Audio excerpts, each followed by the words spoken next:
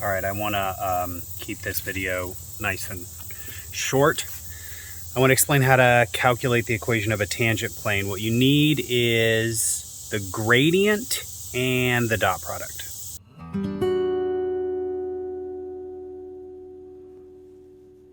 We're going to be using the 3D gradient. So we're going to have a function of x and y and z, and you take the partial x derivative and put it in the x coordinate, the partial y derivative and put it in the y coordinate, the partial z derivative and put it in the z coordinate. And that makes this kind of vector. And we need this property of the gradient. The gradient is normal to any level curve. And then this is just a general process for writing the equation of a plane.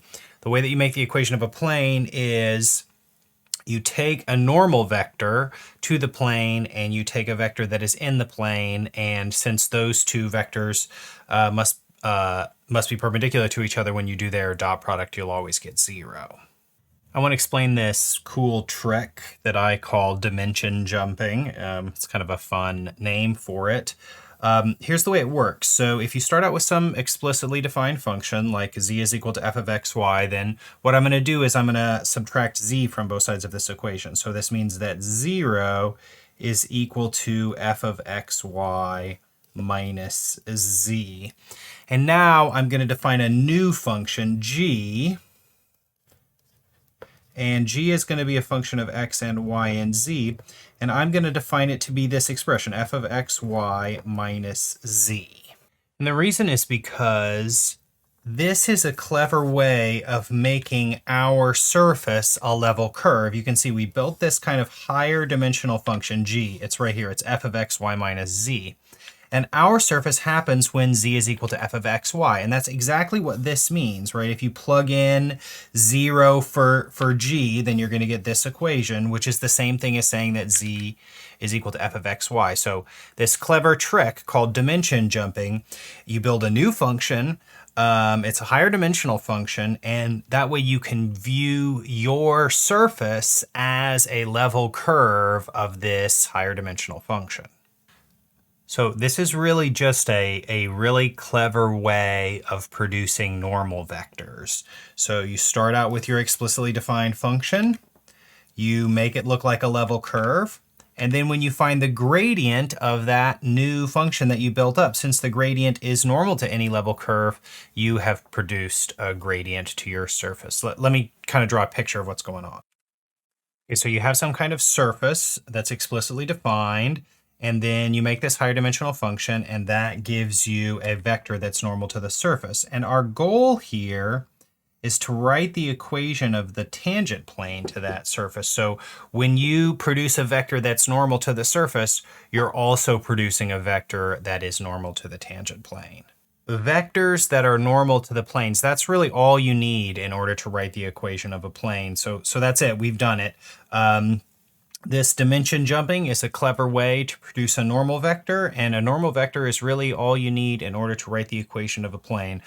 So let's get after it. That's all the theory. Let's do an example. Okay, so I've come up with a surface here, 12 minus x squared minus 3y squared. And you can just check really fast. If you plug in x equals 2 and y equals 1, you will get z equals 5. So I have picked a point on the surface, and we're going to find the equation of the tangent plane to this surface at this point.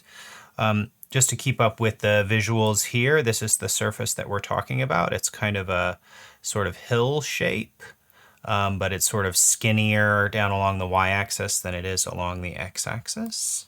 So the first step in this is to do our kind of dimension jumping trick. So I've moved the z over to the other side. And now this is going to be our higher dimensional function, g of x, y, z.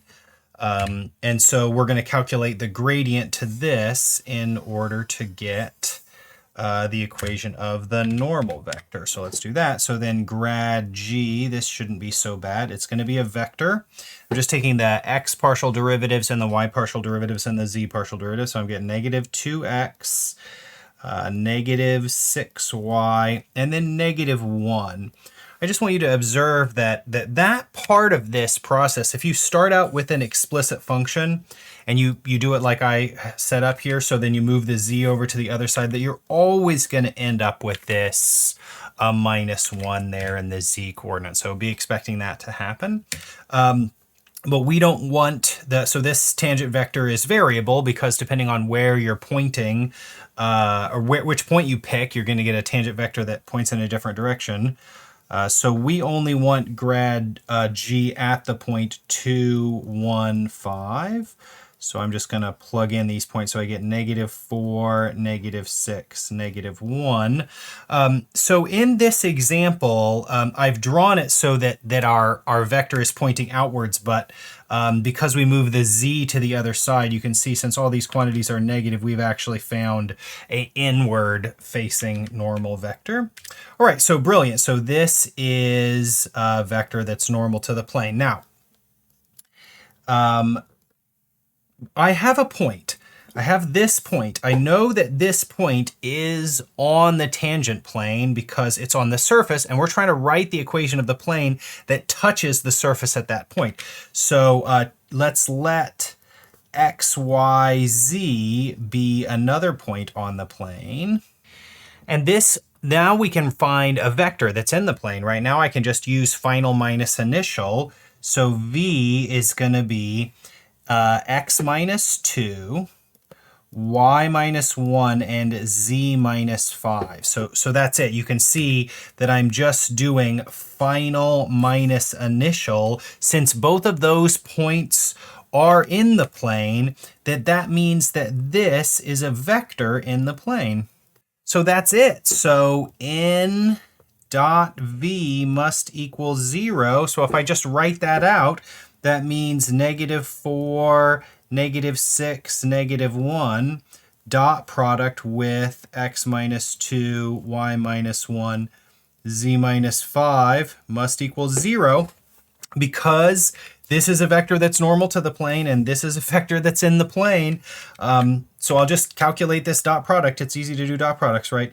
-4 times x -2 -6 times y -1 -1 times z -5, and we've done it. That's it. We wrote the equation of the plane tangent to this surface. If you use these tools, it's fantastic. I mean, hopefully when you look at the work that I've done here, like at no stage did this ever like seem difficult. It's actually kind of fantastic how easy it is. It seems like this should be harder. You know, maybe this is all mumbo jumbo. Maybe I'm just making this up. Let me plug it into the grapher and see if we've done this right. Okay, it worked. Yay. You can see here's the surface. I have the computer graphing the point 2, 1, -5. And when you look at it, it really looks to me like that. There's a little clipping because these lines are so steep, these curves are so steep. But yeah, look at that tangent plane. Great job, math. I usually just leave my tangent planes in a form like this. I really like it. If my equations of planes look like dot products. Actually, if you write your equation of a plane in this way, it's really easy to see a point that is on the plane. You can see if I put a 2 for the x and a 1 for the y and a 5 for the z, then all of these things would get 0. So actually kind of like it written this way. But I just want to show you what this looks like, because this process always plays out the same. If the setup is like this, where you have a kind of explicit function, then you're always going to get that -1 there. And then if I solve this equation for z, that -1 is always going to distribute to the z. And then I can add the z over to the other side. So you'll get z is equal to 5 -4 times x -2 -6 times y -1. And so hopefully you can see that this 5 is what I got from plugging that 2 and that 1 in right there. So this point, if you're at the point, if you call these pieces right here kind of x naught, y naught, then this constant out front is actually always just going to be f of x naught, f of y naught. And then how did I get these coefficients right there? That came, remember those pieces came from the gradient. So these pieces are just going to come from f sub x right there and f sub y right there. There is kind of two ways to think about tangent planes. One of them is this process right here, where you can just think of it as writing the equation of a plane that is tangent to the surface. And the other one is these tangent planes are the best linear approximation of a function. So because of that, we call it a linearization. So there's actually two topics here. Let me explain this from the context of a linearization.